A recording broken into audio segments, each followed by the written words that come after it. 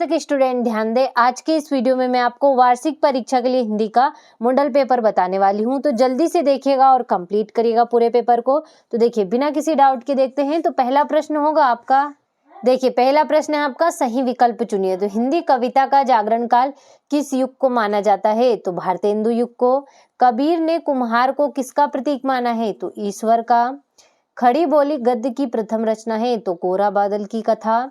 Baby Haldar घर के मालिक को किस नाम से पुकारती थी? तो तातुस नाम से।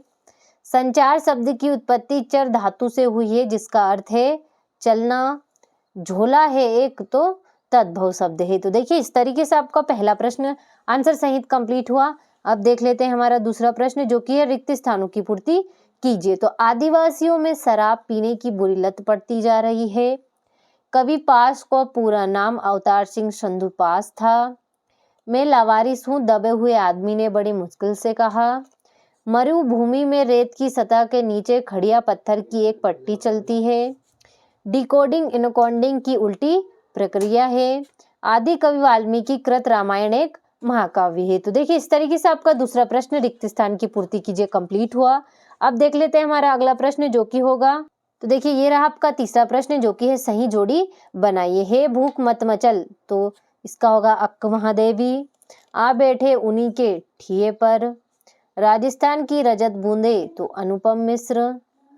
UAI तो होगा आपका दैनिक समाचार हेतु एजेंसी। मुक्तक छंद तो होगा केचुआ छंद।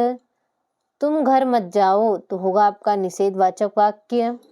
अंदर बाहर तो होगा आपका शब्द युग्म। तो देखिए इस तरीके से आपका तीसरा प्रश्न कंप्लीट हुआ।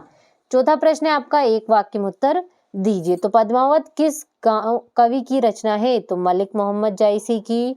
और माली दौड़ा दौड़ा किसके पास गया? तो चपरासी के पास गया था। अजंता की दीवारों पर बने चित्रों को किसने बनाया? तो बौद्ध के भिक्षुओं ने। भारत का पहला समाचार वाचक किसे माना जाता है? तो नारद जी को। और किस कवि की पहचान एक बिंबधर्मी कवि के रूप में है? तो शमशेर बहादुर सिंह की। और जहां कारण के होने पर भी कार्य ना हो वह कौन सा अलंकार होता है? तो विशेषोक्ति अलंकार। और दो या दो से अधिक व्यक्तियों के बीच होने वाला संभाषण क्या कहलाता है? तो संवाद कहलाता है। तो देखिए इस तरीके से आपका चौथा प्रश्न कंप्लीट हुआ आंसर सहित। पांचवा है आपका, सत्य सत्य लिखिए। तो अलोपिदिनी का लक्ष्मी पर अखंड विश्वास ना था, तो असत्य होगा। बादलों के घेरे कृष्णा सोबती का कहानी संग्रह है, तो सत्य है। लता के गाने में करुण रस विशेष प्रभावशाली रीति से व्यक्त होता है, तो असत्य होगा। टेलीविजन सबसे प्रभावशाली एवं सशक्त संचार माध्यम है, तो सत्य है। करुण रस का स्थायी भाव रति है, तो असत्य होगा। मुहावरे का प्रयोग भाषा में चमत्कार उत्पन्न करता है, तो यह आपका सत्य होगा। तो देखिए इस तरीके से आपका पांचवा प्रश्न सत्य सत्य कंप्लीट हुआ। ये रहा आपका छठा प्रश्न। ये हो गया आपका सातवां प्रश्न। आठवां, इस तरीके से इन सभी प्रश्नों को बिना किसी डाउट के स्क्रीनशॉट के माध्यम से जल्दी से कंप्लीट करिए। ये हो गया आपका 15वां, 16वां हो गया, 17वां हो गया, 18वां। इस तरीके से इन प्रश्नों को अच्छे से स्क्रीनशॉट के माध्यम से कंप्लीट करें। तो देखिए ये हो गया आपका 20वां प्रश्न, संदर्भ प्रसंग व्याख्या दे रखी है आपको।